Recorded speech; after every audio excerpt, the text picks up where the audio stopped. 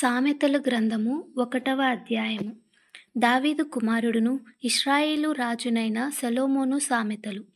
జ్ఞానమును ఉపదేశమును అభ్యసించుటకును వివేక సల్లాపములను గ్రహించుటకును నీతి న్యాయ యథార్థతలననుసరించుటయందు బుద్ధి కుశలత ఇచ్చు ఉపదేశము నొందుటకును జ్ఞానము లేని వారికి బుద్ధి కలిగించుటకును యవ్వనులకు తెలివియు వివేచనయు పుట్టించుటకును తగిన సామెతలు. జ్ఞానము గలవాడు విని పాండిత్యము వృద్ధి చేసుకొనును. వివేకము గలవాడు ఆలకించి నీతి సూత్రములను సంపాదించుకొనును. వీటి చేత సామెతలను భావ సూచక విషయములను జ్ఞానుల మాటలను వారు చెప్పిన గూఢ వాక్యములను జనులు గ్రహించుదురు. యెహోవా యందు భయభక్తులు కలిగియుండుట తెలివికి మూలము. మూర్ఖులు జ్ఞానమును ఉపదేశమును తిరస్కరించుదురు. నా కుమారుడా, నీ తండ్రి ఉపదేశము ఆలకింపుము, నీ తల్లి చెప్పు బోధను త్రోసివేయకుము.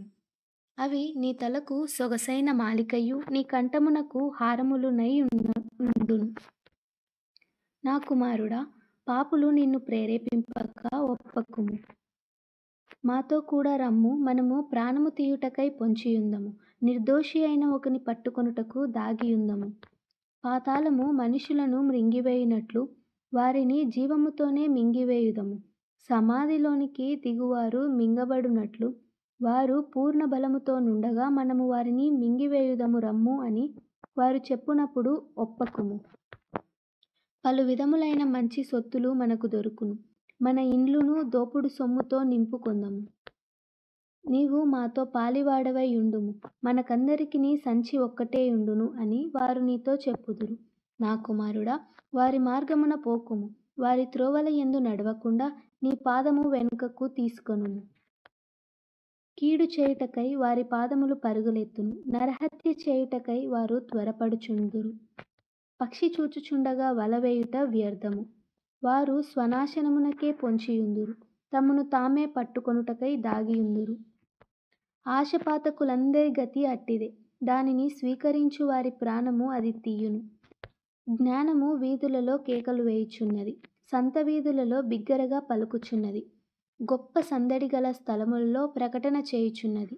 పురద్వారములలోను పట్టణముల్లోను జ్ఞానము ప్రచురించుచు తెలియజేయుచున్నది. ఎట్లనగా, జ్ఞానము లేని వారలారా, మీరెన్నాళ్ళు జ్ఞానము లేని వారుగా ఉండగోరుదురు? అపహాసకులారా, మీరెన్నాళ్ళు అపహాస్యము చేయుచు ఆనందింతురు? భక్తిహీనులారా, మీరెన్నాళ్ళు జ్ఞానమును అసహ్యించుకొందురు? నా గద్దింపు విని తిరుగుడి, ఆలకించుడి. నా ఆత్మను మీ మీద కుమ్మరించుదును, నా ఉపదేశమును మీకు తెలిపెదను. నేను పిలువగా మీరు వినకపోతిరి, నా చేయి చాపగా ఎవరునూ లక్ష్యపెట్టకపోయిరి. నేను చెప్పిన బోధ ఏమియూ మీరు వినక త్రోసివేసితిరి. నేను గద్దింపగా లోబడకపోతిరి. కాబట్టి మీకు అపాయము కలుగునప్పుడు నేను నవ్వెదను, మీకు భయము వచ్చినప్పుడు నేను అపహాసము చేసేదను. భయము మీ మీదికి తుఫాను వలె వచ్చినప్పుడు, సుడిగాలి వచ్చినట్లు మీకు అపాయము కలుగునప్పుడు, మీకు కష్టమును దుఃఖమును ప్రాప్తించునప్పుడు నేను అపహాస్యము చేసేదను. అప్పుడు వారు నన్ను గూర్చి మొరపెట్టెదరు గాని నేను ప్రత్యుత్తరమియ్యకుందును.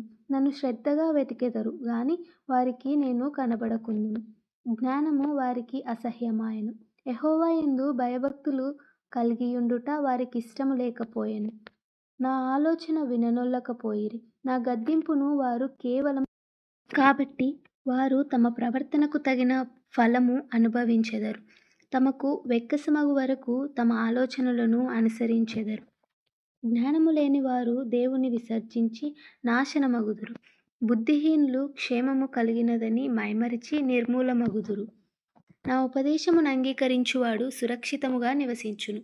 వాడు కీడు వచ్చునన్న భయము లేక నెమ్మదిగా నుండును.